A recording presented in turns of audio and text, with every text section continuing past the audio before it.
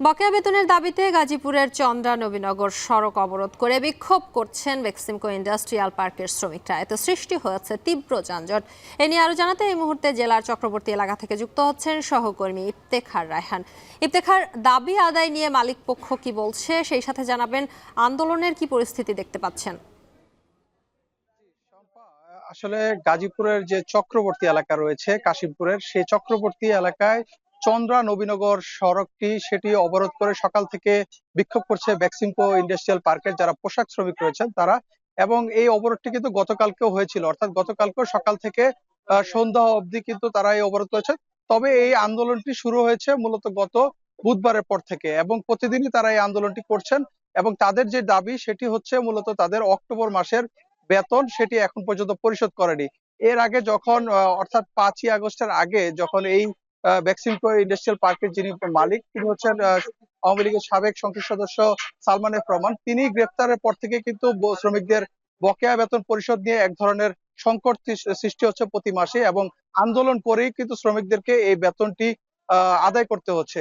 যার ফলে আমরা দেখছিলাম যে গত 2-3 মাস ধরে কিন্তু প্রতিনিয়ত এই ইন্ডাস্ট্রিয়াল পার্কের যারা পোশাক শ্রমিক রয়েছেন তারা প্রতিনিয়ত তারা সড়ক অবরোধ করছেন, আন্দোলন করছেন এবং তারা বিভিন্ন দাবিতে তারা এই আন্দোলনটি চালিয়ে যাচ্ছেন এবং তারই ধারাবাহিকতা এই মাসেও কিন্তু তারা আন্দোলনে নেমেছেন।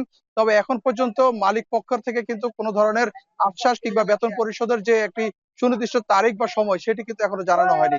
এবং এই চন্দ্রা নবীনগর সড়কটি অবরোধের ফলে এই সড়কের দুপাশে কিন্তু আমরা দেখছি যে কয়েক কিলোমিটার এলাকায় কিন্তু যানজট তৈরি হয়েছে এবং এই পথে যারা যাত্রী রয়েছেন তাদেরকে বেশ দুর্ভোগ পোহাতে হয়েছে।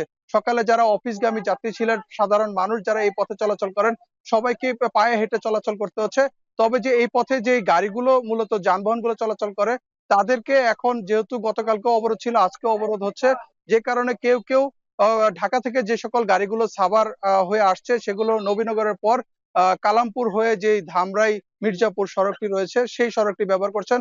অন্যদিকে দেশের উত্তরাঞ্চল থেকে যে গাড়িগুলো আসছেন সেগুলো নবীনগর থেকে বাইপাস হয়ে বিভিন্ন সড়ক দিয়ে যাতায়াত করছেন। তবে এই সড়কটি একেবারেই বন্ধ রয়েছে এবং এই সড়কে এখন পর্যন্ত কোনো ধরনের যানবাহন চলাচল করতে পারছে না। শ্রমিকদের সাথে আমরা কথা বলেছিলাম, শ্রমিকরা বলছেন মালিক পক্ষ থেকে অর্থাৎ কারখানা কর্তৃপক্ষ যদি তাদেরকে যদি বেতন পরিশোধ করে তবেই তারা এই সড়কটি তারা ছেড়ে দিবেন এবং তারা তাদের আন্দোলনকে তারা প্রত্যাহার করবেন। এর আগ পর্যন্ত তারা আন্দোলন প্রত্যাহার করবেন না। তারা বলেছেন গতকালকেও তারা সন্ধ্যা পর্যন্ত এই সড়কটিতে অবস্থান নিয়েছিলেন, তারা আন্দোলন করেছিলেন। তবে কারখানা কর্তৃপক্ষ তাদেরকে কোনো ধরনের আশ্বাস দেয়নি।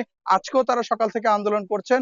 এখন দুপুর হয়েছে, দুপুরের সময় প্রচন্ড রোদ রয়েছে, তার মধ্যেও কিন্তু শ্রমিকরা আমরা দেখছি যে পেছনে অবস্থান করছেন এবং দুই পাশে যে সড়ক রয়েছে সেই সড়কটিতে যান চলাচল বন্ধ দিয়ে তারা অবরোধ করে রেখেছেন। এর আগে আমরা দেখেছি যে শ্রমিকরা সড়কে টায়ার জ্বালিয়ে এবং কাগজ আগুন ধরিয়ে কিন্তু সেখানে অবরোধ করেছেন এবং আমার পেছনের যে রাস্তাটি রয়েছে এই সড়কেও কিন্তু দেখেছি যে তারা একটি গেট দিয়ে রাস্তাটি বন্ধ করে দিয়েছেন, যার ফলে এই পথে পায়ে হেঁটে চলাচল ছাড়া কিন্তু কোনোভাবেই চলাচল করা যাচ্ছে না। তো সবকিছু মিলে শ্রমিকদের অবরোধ কিন্তু এখনো চলছে। তো এই ছিল আমার কাছে গাজীপুরের চক্রবর্তী এলাকা থেকে শ্রমিকদের আন্দোলনের সবশেষ তথ্য।